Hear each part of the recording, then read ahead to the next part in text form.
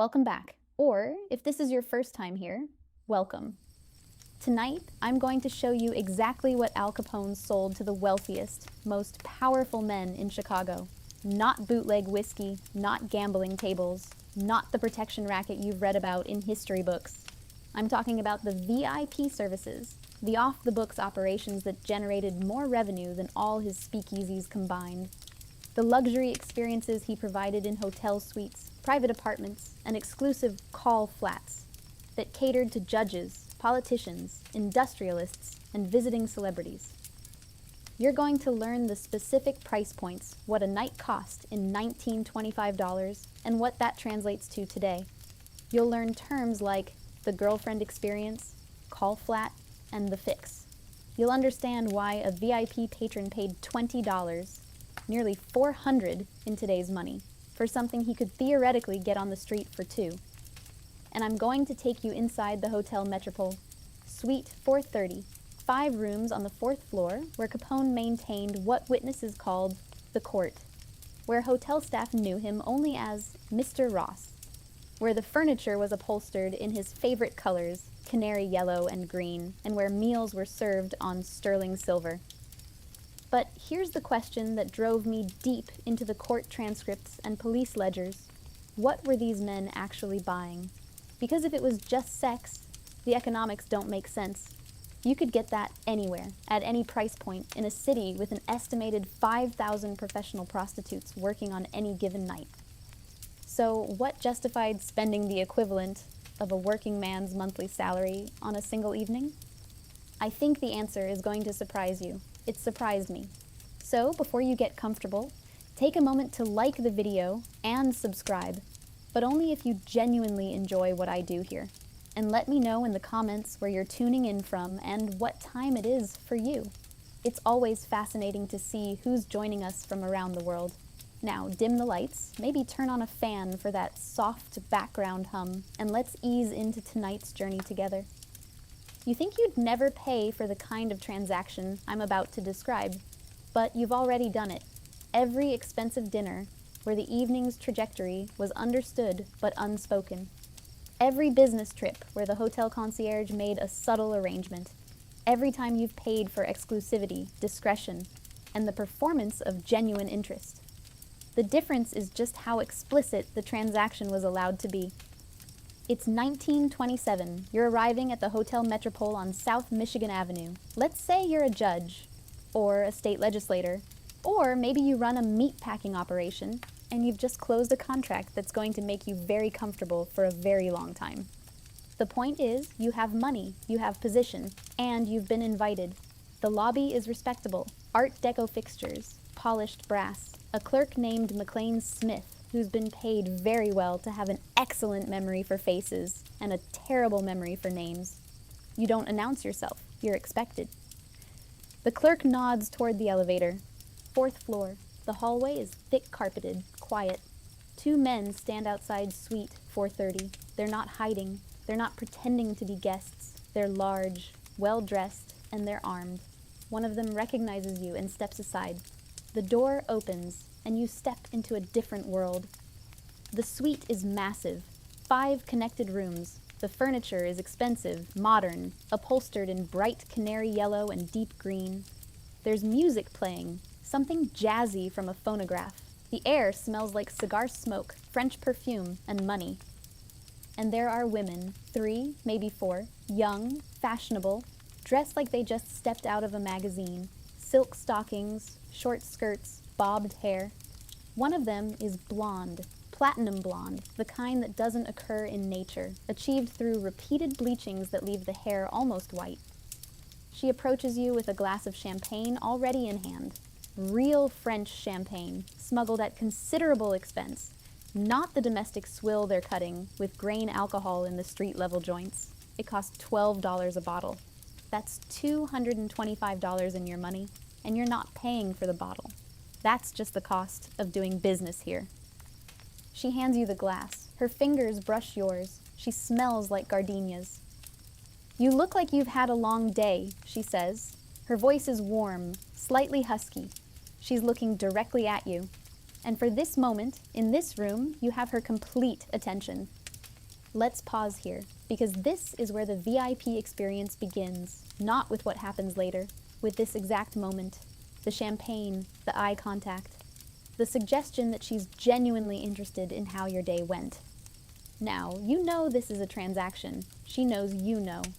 But the entire architecture of the evening is designed to suspend that knowledge, to create a space where the transaction can be forgotten, or at least elegantly ignored, in favor of something that feels like genuine connection. This is what you're paying for. The performance, the illusion, the girlfriend experience. The term didn't exist yet in 1927, but the service certainly did. It was the premium offering in Capone's diversified vice portfolio, and it required infrastructure. It required real estate, staff, security, medical oversight, legal protection, and most importantly, it required women who could deliver the performance convincingly. The outfit didn't invent this, they corporatized it. Before Prohibition, the gold standard for luxury vice in Chicago was the Everleigh Club. Operated by two sisters, Ada and Minna Everleigh, it occupied a mansion on South Dearborn Street in the Old Levee District. It featured a library, a ballroom, a gold-leafed piano, and themed parlors, the gold room, the copper room, the Chinese room with its incense and silk. The Everleigh sisters retired in 1911 with over $1 million in cash. That's nearly 19 million in today's currency. And they earned every penny of it by understanding one fundamental truth about high-end vice. Wealthy men don't just want sex, they want theater. They want to feel like libertines, like aristocrats, like they're participating in something exclusive and vaguely dangerous without actually being in danger. When the levee was shut down in 1912, that demand didn't disappear. It dispersed. And in the chaos of Prohibition, Johnny Torrio, and later his protege, Al Capone, saw an opportunity to rebuild the model, not in a single visible mansion, but in a distributed network, hotel suites, private apartments, call flats in fashionable neighborhoods. The genius was in the segmentation. Capone ran a vertically integrated operation with clear tiers, each calibrated to a different client and price point. At the bottom, the Stockade, a fortress-like structure in Forest View, a suburb controlled so completely by the outfit that locals called it Caponeville. 60 women working in cribs on the second floor, factory conditions, $2 per transaction, 50% to the house, another 10% deducted for towels and board. The women saw perhaps 40 cents of that $2. It was volume business, industrial. The ledgers seized in raids showed some women servicing dozens of men in a single shift. That's where the outfit made its base revenue. That's the engine that funded everything else. But you're not going to the Stockade. You've been invited to the Metropole. You're drinking $12 champagne with a woman who's been specifically selected because she can hold a conversation, because she understands the value of discretion, and because she looks like money. The contrast is the point. The outfit didn't just sell sex. They sold class differentiation. They sold you the certainty that you were not like the men waiting in line at the Stockade. You were VIP. You had access. You were in the room where it happened. So what happens next? You talk, maybe for an hour, maybe two. She's good at this. Asking questions, laughing at your jokes, touching your arm when she leans in to hear you over the music. At some point, someone suggests dinner. There's a table set up in one of the adjoining rooms. The food is excellent. Steak, lobster, things that are expensive, even without Prohibition inflating prices. You're aware of other people in the suite, men you might recognize. You don't acknowledge them. That's part of the etiquette. What happens in suite 430 stays in suite 430. The discretion is mutual. You're all here for the same reason, but no one discusses it. At some point, and this is delicate, never rushed, she suggests that you might be more comfortable in one of the private rooms. You are. The door closes. The music from the phonograph is muffled now, just a low pulse through the walls. The room is well appointed, clean sheets, soft lighting. There's a bottle of champagne on ice, and 2 glasses, because of course there is. Every detail has been considered. This is not a crib with a basin and a towel. This is a seduction. And here's what you're paying for. The thing that justifies the $20, $50, sometimes $100 that will change hands before the night is over. She's going to act like she wants this. Like she wants you. Not your money, you. The performance is flawless. The disrobing is calculated, a calibrated theater of intimacy designed to maximize anticipation. When the engagement begins, there is no mechanical efficiency, no clock watching. She maintains the persona of a lover, erasing the reality of the client. She vocalizes the affirmations you paid to hear, creating a feedback loop that validates your ego rather than just your physical needs. Afterward, she doesn't immediately get dressed and leave. She stays, you talk, maybe you fall asleep for a while. In the morning, there's coffee, breakfast if you want it. She kisses you goodbye like she'll miss you. The illusion is complete, and you paid for every second of it. Now let's talk about what that actually cost, because the economics here are fascinating. A night at the Metropole with a high-end call girl, champagne, dinner, and the private room could easily run $100 in 1927. That's approximately $1,900 in 2025 currency for a single night. But it could be structured differently. Some VIPs kept mistresses in call flats, private apartments in Tower Town or the Gold Coast. These were furnished studio apartments in fashionable neighborhoods, often in buildings designed by artists. The Carl Street Studios, for instance, featured intricate woodwork, hidden lofts, stained glass, bohemian, sophisticated, a place where a respectable man could visit his mistress without crossing the threshold of a known brothel. The monthly allowance for such an arrangement? $500, $9,500 in today's money. That covered her rent, her clothes, her expenses. In exchange, she was available to you. Exclusively, or at least with the illusion of exclusivity. Let me ask you something. Have you ever done the math on a relationship? Added up the dinners, the gifts, the trips, the implicit understanding that you're providing a certain lifestyle in exchange for companionship and intimacy? The Capone-era VIP wasn't doing anything different. He was just operating in a market where the terms could be explicit. No pretense, no ambiguity, just a straightforward exchange. Money for access, for attention, for the performance of desire. And the outfit guaranteed that performance. How? Control, total, systematic control over every aspect of the operation. Let's start with recruitment. You didn't just walk in off the street and become a VIP call girl. There was a filter. A common entry point was the 26 girl. 26 was a dice game played in taverns and cigar shops.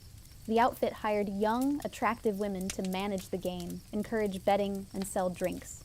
It was technically legitimate work, but it was also a testing ground. Recruiters watched to see which women were comfortable with male attention, which ones needed money badly enough to bend their boundaries, which ones were isolated enough to be vulnerable. The slide from 26 girl to party girl to full-time sex worker was gradual, incremental. By the time a woman realized she'd crossed a line, she was already in debt to the outfit for your room and board, already dependent on the income, already trapped in the machinery. But the VIP tier required something more. These women had to be beautiful, yes, but also sophisticated. They had to be able to dress well, speak well, hold a conversation with a judge or an industrialist without embarrassing anyone. They had to understand discretion. Where did the outfit find them? Sometimes from the ruins of the levee, women who'd worked in the better houses and knew the expectations. Sometimes from the fringes of the entertainment industry, chorus girls, singers, women who were already performing femininity for money. And sometimes from desperation, young women who'd come to Chicago looking for work and found only predatory opportunities. Once recruited, they were managed tightly. Medical inspections every week, not for their benefit, for yours. The outfit was protecting its product. A woman found infected with syphilis was immediately removed from rotation, cutting off her income and leaving her destitute. The treatment available in the 1920s was almost as bad as the disease. mercury injections that caused heavy metal poisoning, or salvarsan, an arsenic derivative that was painful, difficult to administer, and caused severe side effects. Capone himself contracted syphilis early in his criminal career. By the late 1920s, it was likely already beginning to affect his brain. Neurosyphilis. It would eventually contribute to his mental collapse in prison. He knew, personally, the cost of this disease. And he built that knowledge into his quality control systems, not out of compassion, but out of business sense. Infected women were bad for business. But here's the darker machinery. The women in the VIP tier made far more than the women in the stockade. They could earn enough in a month to live well, to save, theoretically, to get out. So why didn't they? Debt, drugs, and the illusion of upward mobility. The outfit controlled the supply of cocaine and morphine, and in the jazz-age nightlife of the VIP world, drugs were everywhere. Cocaine, called snow or joy powder, fueled the manic energy of the parties. It helped women maintain the performance, the vitality, the endless smiling availability that VIP clients expected. Morphine helped them sleep afterward, helped them forget, and every dollar they spent on drugs went back to the outfit, a closed economic loop. The women were paid well, yes, but they were also spending their earnings on the very substances they needed to survive the work. It's a business model that would make a modern tech platform envious. The outfit also understood something crucial about human psychology. Hope is a more powerful cage than chains. The women in the stockade had no hope. They knew exactly where they were in the hierarchy. But the VIP call girl? She could tell herself a story. Maybe she'd meet a wealthy client who'd take her away from this. Maybe she'd save enough to open a dress shop. Maybe this was temporary. That hope kept her performing, kept her smiling, kept her pretending that you were special, that this was more than a transaction. And you, the VIP client, benefited from that performance. You got to believe, at least for the night, that her desire was real. Now let's talk about the one thing that made all of this possible, the fix. You're in Suite 430 at the Metropole. You've just paid $100 for an evening of champagne, dinner, and intimacy. You're with a woman decades your junior. You're violating at least 3 federal laws, the Mann Act, the Volstead Act, and depending on how you arrived here, possibly a 4th. Why aren't you worried? Because Al Capone has purchased your safety. The outfit paid an estimated $50 million annually in bribes. That's protection money distributed to police captains, judges, prosecutors, and politicians. It bought advance warning of raids. It bought selective enforcement. It bought the performative arrest of low-level workers, while VIP clients slipped out the back. At the Metropole, there were secret passages, service corridors, tunnels rumored to connect to adjacent buildings.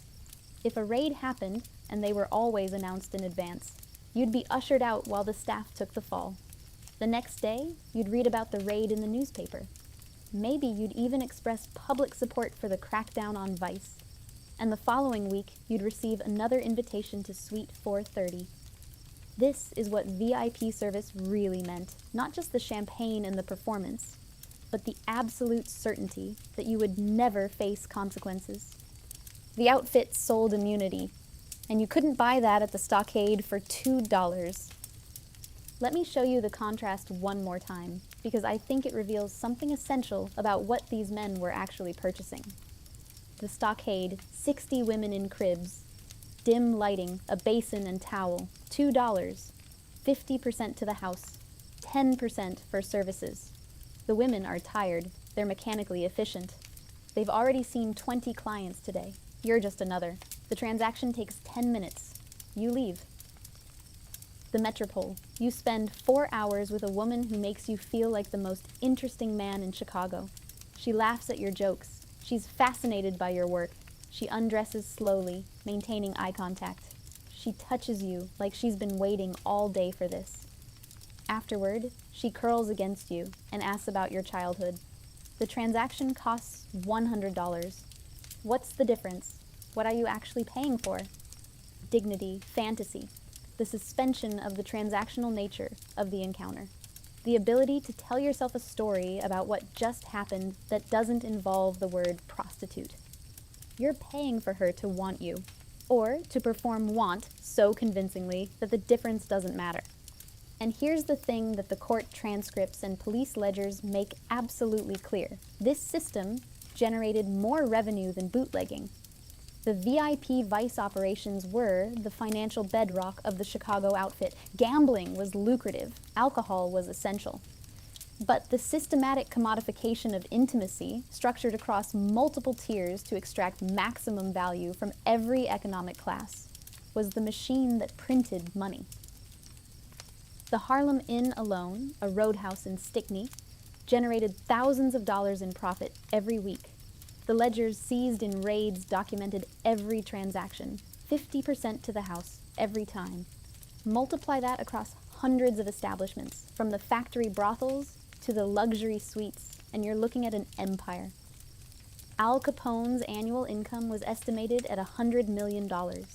That's $1.9 billion in 2025 currency. And he declared none of it. He paid no taxes. Because officially, he had no income. He was just a furniture dealer. But he lived like an emperor. He wore silk shirts that cost $18 each, $340 in modern money. His underwear was custom made from glove silk, $12 a pair. He bought a $40,000 estate on Palm Island in Florida. He furnished it with $20,000 worth of furniture.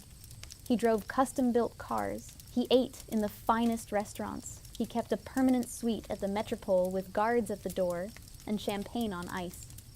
And in 1931, the federal government finally figured out how to destroy him. Not through the vice operations, not through the murders, not through the bootlegging, through his silk underwear. Frank Wilson and the T-Men, the Treasury Department investigators, built the tax evasion case by documenting Capone's spending. They proved that a man with no declared income was living a VIP lifestyle. The silk shirts, the diamond belt buckles, the estate, the furniture, the constant presence in luxury hotels. The very visibility of the VIP services, the ostentation of the luxury, became evidence. Capone's genius was in corporatizing vice. His fatal flaw was in living too publicly as its beneficiary. So let's return to the question I posed at the beginning. What were these men actually buying when they paid $20, $50, $100 for a night at the Metropole? They were buying separation, distinction, the certainty that they were not like other men. They were VIP. They had access to exclusive spaces, beautiful women, real French champagne, and most importantly, immunity from consequences. They were buying the performance of desire, the illusion that this beautiful woman in silk stockings and platinum hair genuinely wanted them, not their money. They were buying theater, the whole elaborate production, the suite, the music, the dinner, the champagne, the slow seduction, was designed to suspend disbelief, to create a space where the transaction could be forgotten in favor of something that felt like genuine intimacy. And they were buying a story they could tell themselves. Not, I paid for sex, but I had a relationship. I kept a mistress. I was desired by a beautiful woman. The outfit understood that wealthy men don't just want access to women's bodies. They want access to their performance of attraction. They want the fantasy, the girlfriend experience, the illusion of choice and agency, when in reality, every aspect of the encounter has been carefully scripted and managed by the machinery of the syndicate. This is what Capone kept off the books. Not just the transactions, but the psychology behind them. The understanding that the VIP client isn't paying for sex. He's paying to not feel like he's paying for sex. And that performance, that theater, that carefully maintained illusion, that was worth $100 in 1927. $1,900 today. The question I'll leave you with is this: how much has really changed? The venues are different.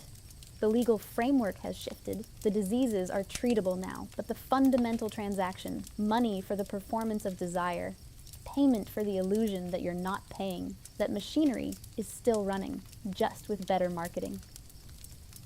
The Capone-era VIP knew exactly what he was buying. He just preferred not to say it out loud. Thanks for watching. I'll see you in the next one.